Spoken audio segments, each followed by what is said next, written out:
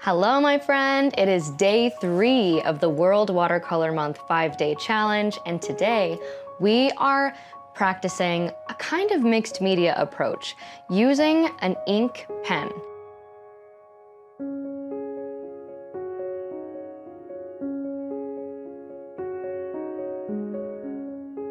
So it's important that the ink pen you use is waterproof, or what's called archival, meaning it's gonna last a long time. And when you paint on top of the ink sketch, it's not going to smudge. So make sure you have an ink pen. The one that I'm using is listed in the description of this video, but it is a Pigma Micron pen. And we're going to paint stained glass. This is through a process called neurographic art. Basically, we're going to sketch really simple shapes and then carefully round all of the corners so that there aren't really any sharp corners or edges. They're all rounded. It's going to be really mindful. It's going to feel really good on your brain. And then after we've put down the sketch, we're going to put watercolor on top of it using blending and the wet on wet technique to make a really beginner friendly and beautiful stained glass watercolor painting. As always, the supplies are listed in the description. I encourage you to have a lot of fun, and let's get started. This project is slightly different because we're not just using watercolor, we're also going to be using a waterproof archival ink pen. So I'm using a Pigma Micron, but you can use whatever you want, it's just so long as it's a waterproof pen, because we're going to be drawing an outline of what we're going to paint first, and we don't want the lines to get activated with water. It's so important, because while it can be fun to draw something with ink and then have it become all blurry when you paint on top of it, that's not the point of neurographic art, which is what we're doing. Another thing to keep in mind when doing sketches like this, when you're trying to do neurographic art, which is like making all of the edges rounded, a really meditative, like it feels good in your brain kind of form of sketching. We're doing simple shapes, big, simple shapes. We're not trying to be overly detailed, mostly because being overly detailed would cause, it would give us a lot of work, and also it might not enhance the watercolor nearly as much. We still want big spaces so that the watercolor can do its thing. So once you have the really simple shapes, right? I did the sun with the sun rays poking out. I did the mountain coming over the top of the trees. And for the trees, just big triangles. And by the way, there's a link to a sketch outline for this in the description. Once we've got the outlines all laid out, then we look anywhere there's an intersection of lines, and we just round it. We just make a little C shape so that the intersection where the lines intersect with each other, anywhere there's a corner, anywhere it looks like a sharp corner, we're going to round it out by like drawing a little C or a little U and anything like that. And that can be along the edges, that can be where the lines meet other lines. We're just trying to get rid of all of the sharp edges. We want it to look like it's all kind of glooping together. And that's one of the things that made me think that this looks like stained glass, right? Because all of the different sections are kind of just glooped together. And this can be a really fun process. It can be so fun to like put on an audiobook or put on a show and just spend a meditative, like 20 or 30 minutes making all of these intersections rounded and smooth.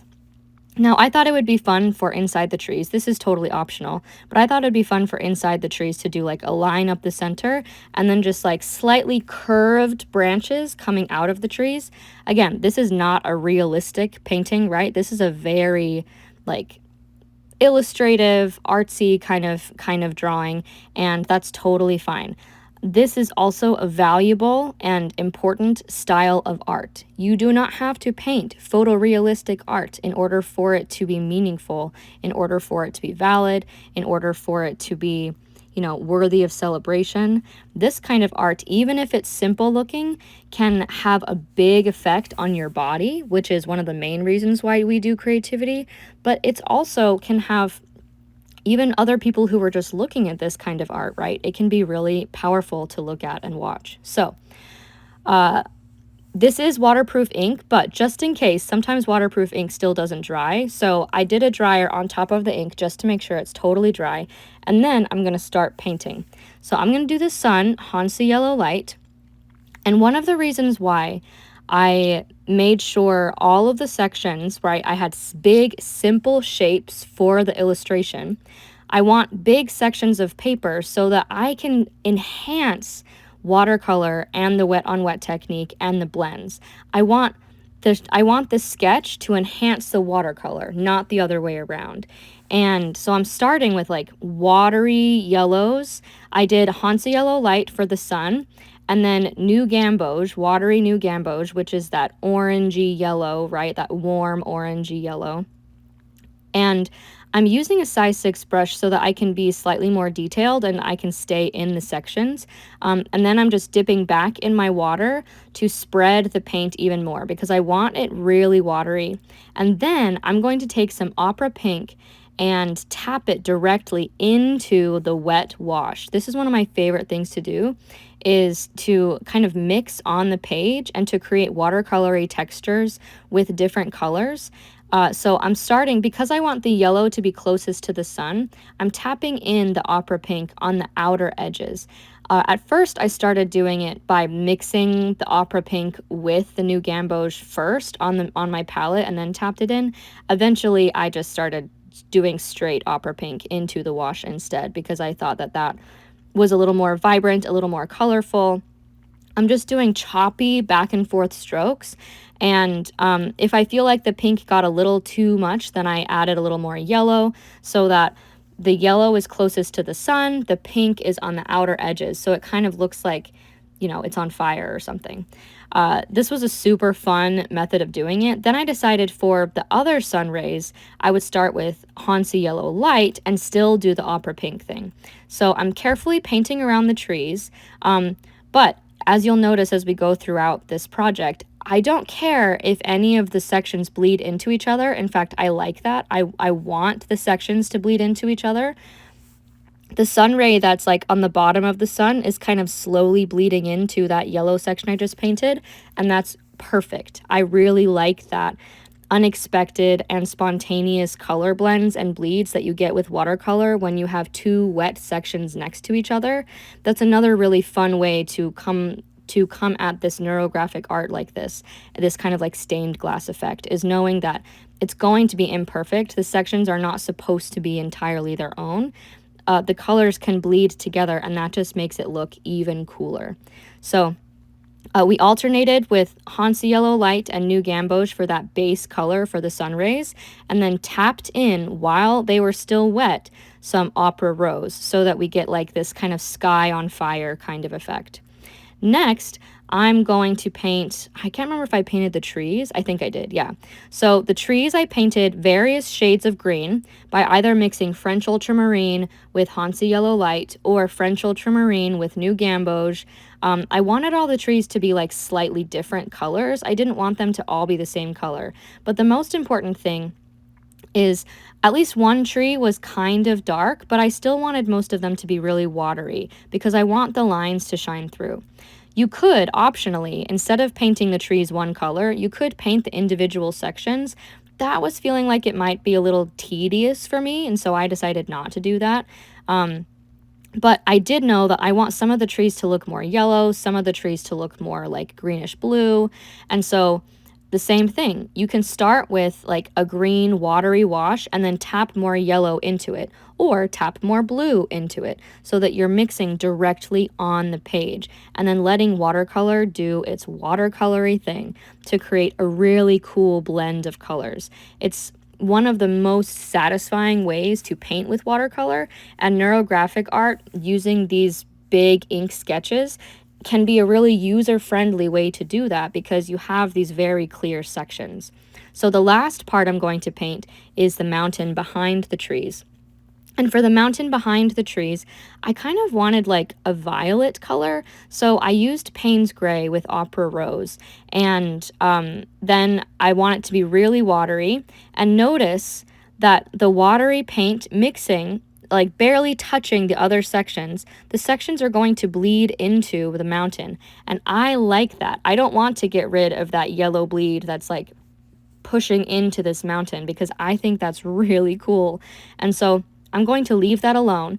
And projects like this are a really fun way to experience those kind of spontaneous bleeds for the first time, so that if you ever want to try to do them on purpose, or at the very least, like, encourage your painting to bleed like that on purpose, you can see how it feels, you can see how it looks. And the way that, I always remember how to do this is to just like barely touch, right? Make the sections so that they're barely touching, so that the paint has a little bit of a space to go. Because the thing with watercolor is it's activated with water, right? It wants to move wherever else it's wet, especially if there's a lot of paint in one section. If there's an excess amount of paint, it's going to want to move into another section, creating these really beautiful spontaneous bleeds. And there you go. That's the stained glass. I think these can be so fun. They don't have, you can do even more than just landscapes, right? But remember, the most important thing to make this stained glass effect look really cool with watercolor is to make very simple shapes, is to give yourself a lot of space to let the watercolor do its thing, and to not get too bogged down by the details, and just let simple be really beautiful and breathtaking. So, what did I love and what did I learn? I think one of the things that I loved for sure were the spontaneous bleeds, right? I talked about those a lot. I also really loved mixing on the page. I think that's always one of my very favorite things to do with watercolor generally. Something that I learned, and this is something that I've learned in the past too, is like, you need to let archival ink dry before you paint on top of it. I learned that simple shapes are definitely better. And I think if I had done this differently, I probably would have made that one really long sun ray go a little more angled, so it doesn't look like it's just cutting the sky in half. But that's like a preference thing. And it's not a big deal. I still had so much fun, and I hope that you did too. Thank you so much for painting with me, and I will see you again very soon.